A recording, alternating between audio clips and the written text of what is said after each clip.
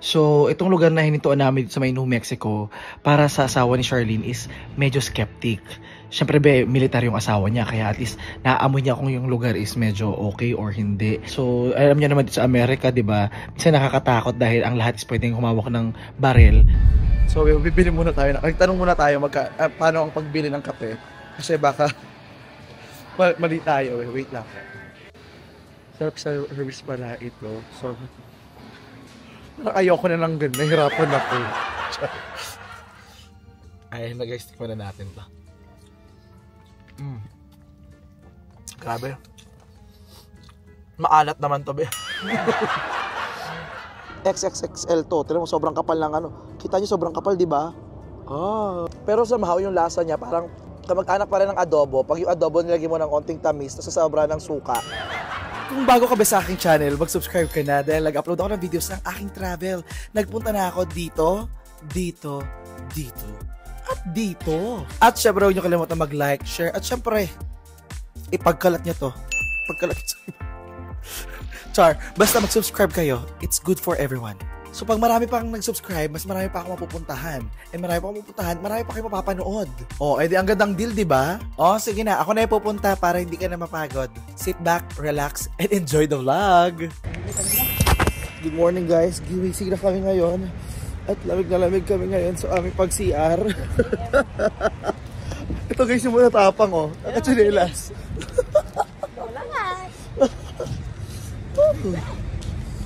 Grabe sa'yo, walang make-up tayo. Parang Pilipinas sa kami sa walang Pilipinas. Kala ko nasa balintawak lang tayo kasi, be.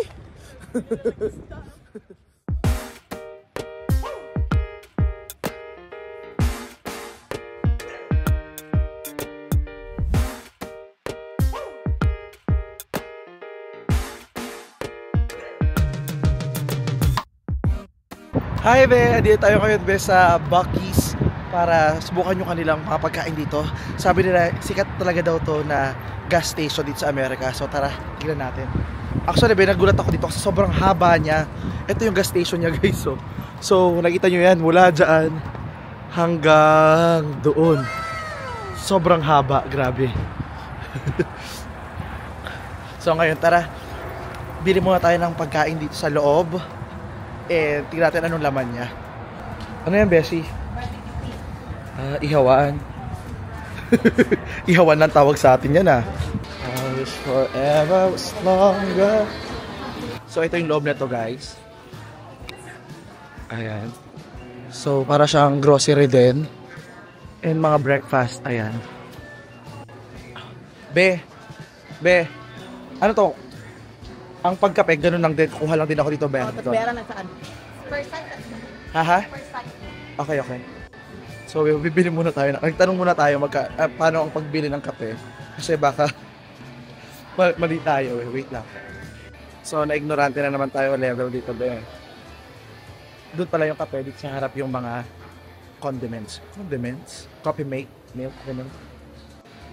Sarap sa service pala ito. So, ayoko na lang ganun. Nahirapan ako. Kasi kung hindi, baka hindi na lang ako bumili ng kape kung mahirapan tayo dito. Sorry if I'm getting away here, bro.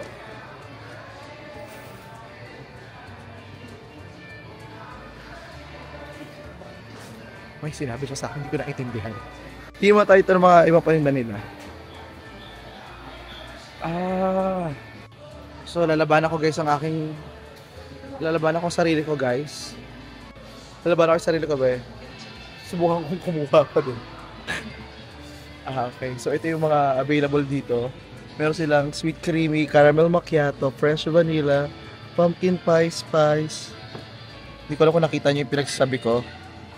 Ito sila, ayan. Caramel macchiato, sweet and creamy, French vanilla, pumpkin spice, with vitamin D. Diba? Ano pa ba ito iba? Milk lang. Simple. So dahil ice yung bibilhin ko, lagyan mo natin siya ng ice. Guys, ano to, nangangapalang ako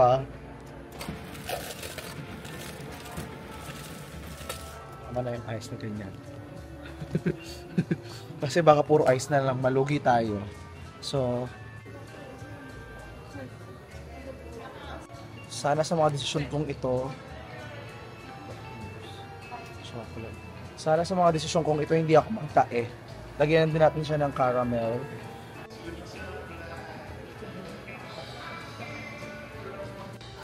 And now, lagyan natin siya ng kape.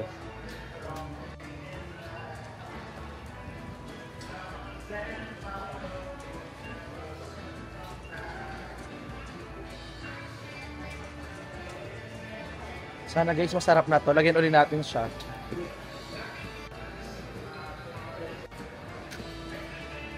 So, tingin ko naman guys, successful yung ginawa ko. Bayaran na natin to ngayon. So guys, magbayad na tayo dito. Hello. Hi there, how are you doing? Good, how are you? Doing well. Just that? Yeah, just that. Alright, coffee, we're looking at $2.14. Alright. Have a good day, guys. Fairness, masarap naman guys. Lasang caramel naman. Pero guys, hinahinay tayo dito. Kasi yung iba dito guys, medyo racist. Tapos yung iba naman guys, tingnan mo, ako lang yung Asian dito. Wala kayo makikita ang Asian, kami lang. So, yung tingin nila minsan sa akin, parang sila naloloka sila. Ayan. So, may mga souvenirs sila dito. Ayan. Meron din silang jerky and bakery. Actually, minsan may para sila mga wild Pokemon sa paningin ko. Lalo na yung mga nakaka-outfit talaga na pang cowboy. Sabi ko, ay taray, cowboy talaga nilalaban nila be. Cowboy realness talaga.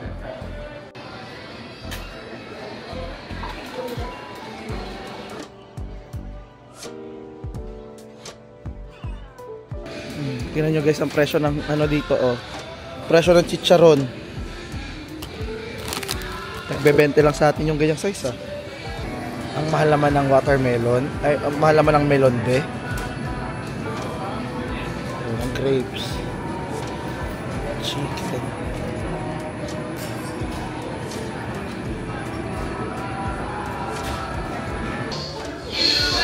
Ito yung ginagawa ng isa Pinay na YouTuber Ito yung pickled eggs.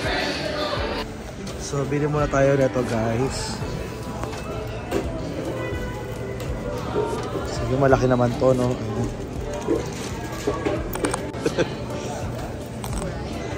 Talaga siya.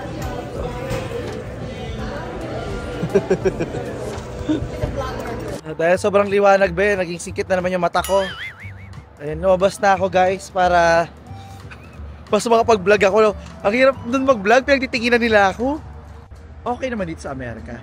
Pero minsan, nanonood nila ako. Nakatingin sila sa akin. So, ganito rin yung pangarap ng pala nila pag nakapunta sila sa Pilipinas. Pero tayo, nagagandahan tayo sa kanila. Pero nagagandahan kaya sila sa akin. Sabi, ang ganda nitong i-deport. Meron pala sa ditong chant ba, hindi ko na-record, sayang. Pag nilagay na nila yung beef sa chopping board, sabi nila, brisket on the board! Praise! Brisket on the board! Tapos, ay. Hindi ko kaya guys, yung pang lalaki. Tapos, sabi nila, Bakis! Something. Tapos, parang mayroong COVID yung sa akin. Sabi ko sa'yo, bantayan mo, wag mong kainin. Bantay sa lakay ka pala eh. Ano to siya? Mags. Magtataiyan? Uy. Bawal yun sa'yo. Bawal yun sa'yo. So, kinain po ng aso yung pagkain ko. Ang galing. So, bibili muna puli ako para meron akong kainin mamaya in case na magutom po ako. Lalo na, number 1 pa naman nila dito yung kanilang beef brisket dahil may chant nga sila para dun eh. Wala naman silang chant para sa hotdog. Wala silang chant para sa kape. Yung chant nila para sa brisket. So, tara, balikan natin.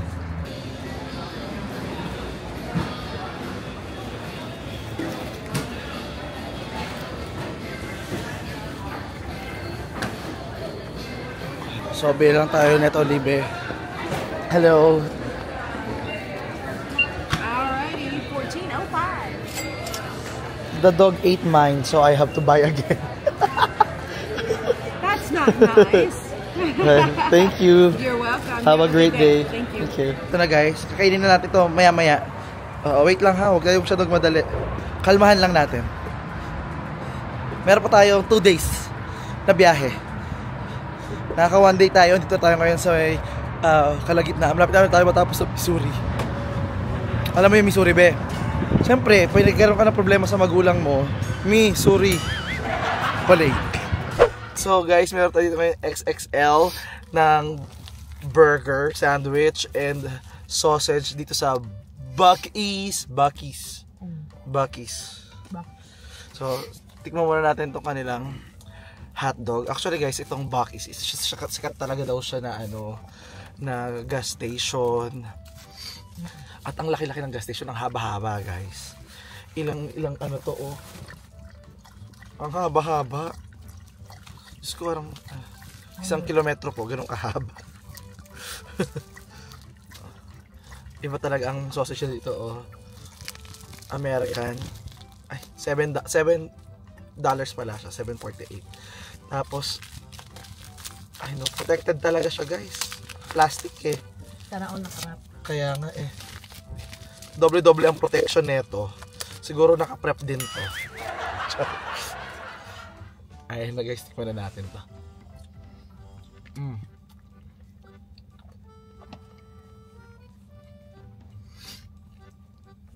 Grabe. Maalat naman to be. Alat. Grabe, para hotdog pa lang, mabubusog na ako. Ay. Oo, laki na. Excuse me.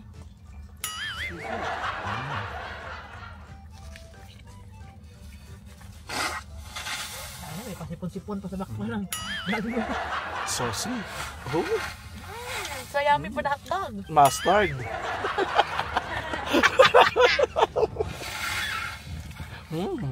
Is it mayo or mustard? I think mayo. Cream cheese.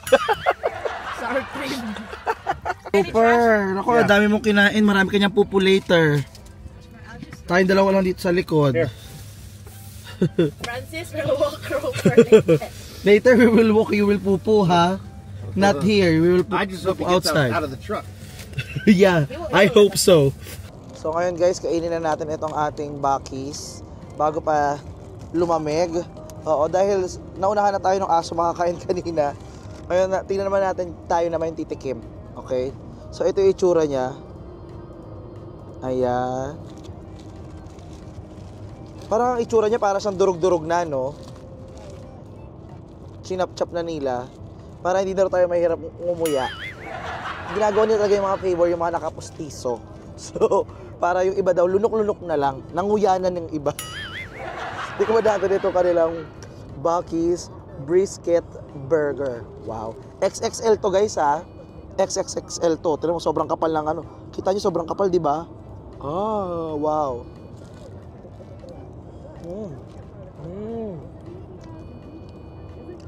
Ang sarap pala talaga niya, no? Kaya pala enjoy pala yung aso kanina.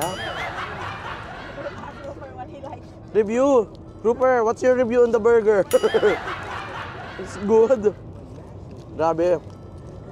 So ito siya guys, oh. Matamis-tamis. Matamis-tamis yung timpla niya. Hindi, kung kumain na kayo ng mga beef brisket, basta ganun yung lasa, mga beef brisket eh. Yung medyo manamis-namis na may onting asim-asim. Actually, parang kalahati pala, mabubusog ka na. Tulad ng prayer namin para sa aso, ito yung prayer ko para sa sarili ko. Sana hindi rin ako magtae. Rupert, pag napupuka sabay tayo. Rupert, if we're going to poop, let's do it together. Okay? Hirap kausap na aso nila dito guys, English. Pag nag-hire sa dito ng dog walker, kailangan may translator. Grabe, sobrang himbi ng tulog ng aso. Pero somehow yung lasa niya parang kamag-anak pa rin ng adobo. Pag yung adobo nilagay mo ng onting tamis, tapos sobra ng suka. Medyo kamag-anak. Onti na lang. Kulang na lang ito laurel. Feeling ko. Lalabas yung adobo factor nito pag may onting laurel. Lalo pag yung baboy mo sa adobo, yung parang pinakuluan na, yung mabilis na magiwa, wala yung karne. Malapit na. So dahil andito tayo ngayon guys sa hindi ko alam anong state na tayo. pa New Mexico ba tayo na? Oklahoma? Okay pa, Oklahoma na pala tayo. So, ito na yung itsura ng labas, be. O, diba? Para na kami nasa Africa. So, grassland lang nakikita ko. Mga damo-damo. May mga puno naman, actually. Baka mali yung tinuturo kasi hindi pala yung grassland. Basta merong field. Weather-wise, malamig pa rin naman. Yung mga tao dito, kanina para mga cowboy na, mga pang-farm na itsura nila. Siguro kasi puro farm naman dito. Tsaka nakita ko nadaanan namin kanina may mga livestock market, ganyan. Kumbaga, malayo na talaga tayo yun sa parang sa city life na alam natin. Parang mga city people, city netizens.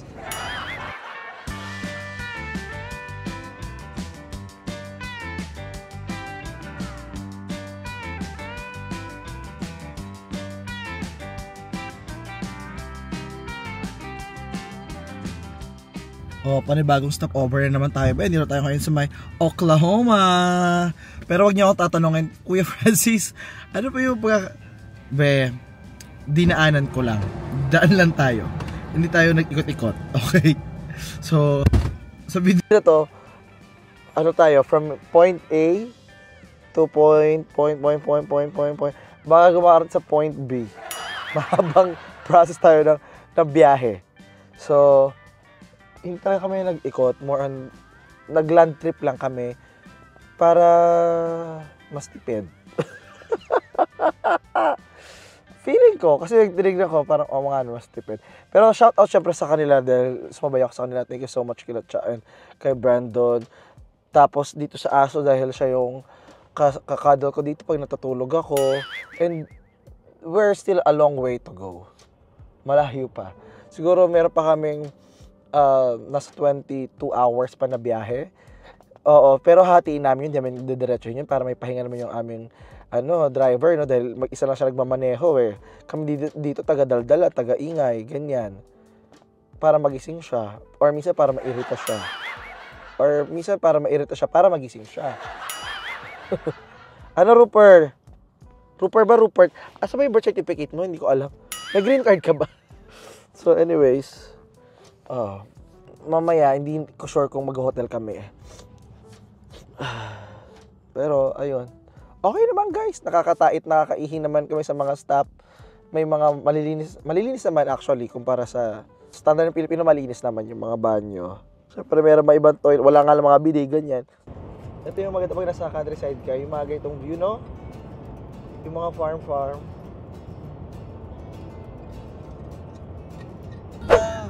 Yes, another sunset naman po tayo ngayon. Kasama pa rin ang ating tropa dito sa ating biyahe. Si Charlene, si Brandon, at ang ating asong brisket. Ayan. Ang ating brisket boy. Hello! Another sunset na naman tayo bukas uli. Another sunrise, another sunset. This is life. Pero ito, na talaga, iba na ang weather, maaraw na talaga. Maganda yung weather na ganito. Kanina, pinapakain kami ng asawa niya ng Whataburger. Kasi malaking malaking argument daw, o issue daw dito sa Amerika. Ano ba ang mas masarap, ang Whataburger or In-N-Out? Kaso busog pa kami. At saka, ang kinakatakutan ko talaga, baka matay ako sa biyahe. so sabi ko, wag na pagtalunan ng Amerika ang In-N-Out. Tayo ang mag-aaway pag tumai ako dito sa sasakyan. So, ayun. Sabi ko, saka na. Sabi niya, walang Whataburger doon sa California. Okay lang, sige na. Kaysa na Watubol ang lumabas dito. Diba? Magsasabay kami ng aso. Diba? Okay ka pa dyan, Beshi? Are you okay there, Brandon? Itong masahe lang abot namin. Ganito lang. Actually, ang ginawa ko talaga, bawat state na dinadaan namin, nagtitinder po ako. Sayang naman yung chance, di ba? Oo, nagbubukas ako ng tindahan. Ay, okay, swipe right, swipe left. Malay mo naman sa bawat state meron akong makamatch. At dyan pala, sa biyaheng ito pala may kilala natin ng forever. Yes, hooray to the golden hour. Hooray to the golden hour. At ito na guys, malapit talaga tayo sa Ilocos. or sa Pililya. Ito na yung kanilang mga windmills dito.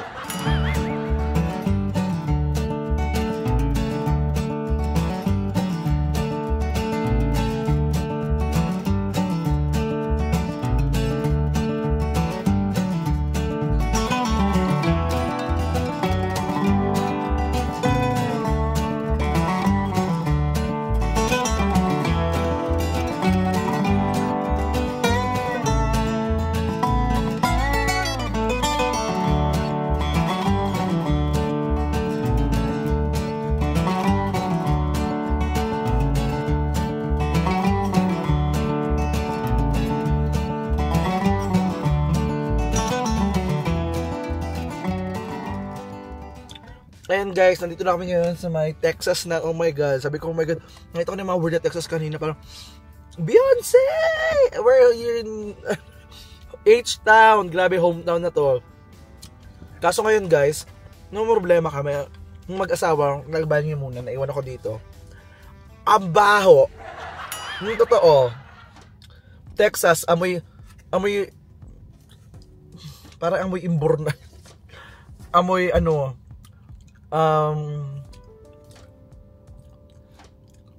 basta amoy ano, sewage, parang ganun ang Tagalog ng ano, yung embor. Amoy septic tank. Amoy septic tank dito. Feeling ko dahil maraming mga ano, farm ng kalab ng baka. Ganyan, so baho. Grabe. Grabe yung air pollution nila dito, todo. Di ko kinaya. Yung nagpapatugtog kami ng yung how deep is your love? Let me be your air. Oh my god, kung ganyan yung air, wag na.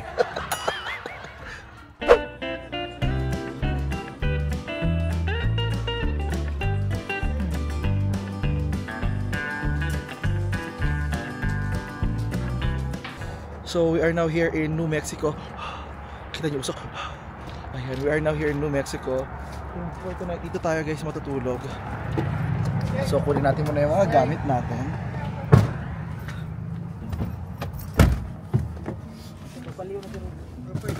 That guy was creeping around. No, I think that's the Indian guy, the coworker. Oh no, he just. So ito na guys yung loob ng ating kwarto. Bigyan na kami guys. Nakit office namin So guys. mga Ay, lang po kama. lambot. Masakit na aming mga lubot.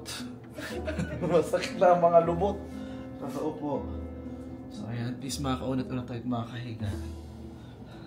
Yes. Saan natin ilaw? Gusto mo natin. Should we get it back? Yeah. What a refreshing shower. Nakapag-shower na din ako guys.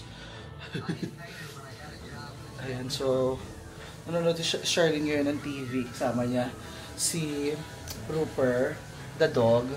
And siguro ako mag-sort muna ako ng mga gamit ko at ayusin ko yung mga decision ko sa life. Ayusin ko na yung mga gamit ko. So ayan, voice over na lang muna tayo sa anong nangyari ngayong gabi. So itong lugar na hinintuan namin sa may New Mexico para sa asawa ni Charlene is medyo skeptic. Siyempre militar yung asawa niya, kaya at least naaamoy niya kung yung lugar is medyo okay or hindi. And dahil militar siya, prepared talaga siya. Tinanong niya ako kung ano daw ba yung meron ako. Sabi ko meron lang ako ditong pamalo. Ang pamalo ko lang is yung aking stick sa camera. Pwede na ba yun? Sabi niya, kasi what if in case merong mambasag ng bintana at gumawa ng masama. So alam niya naman sa Amerika, di ba? Minsan nakakatakot dahil ang lahat is pwedeng humawak ng baril. Kaya naman medyo natakot din ako ng somehow. Pero ando naman ako sa paniniwala ko na hindi ko pa naman siguro to oras at walang mangyayaring masama sa atin dyan in Jesus name. And I am really hoping na wala talagang mangyayaring masama kasi hindi part ng aking itinerary ang masamang mangyayari.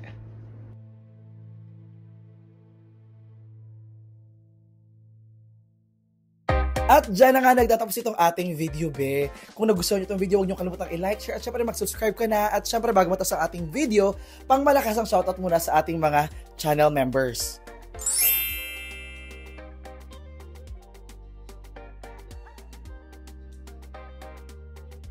Kung gusto mo rin ma-shoutout, tulad nila, huwag mong kalimutang mag-join lang. Click mo lang yung join button at voila! Kaya naman until next time, see you sa next video. O, teka, Huwag ka mahiya. Click mo na yan. Dali, panoorin mo na yan. Dali, click.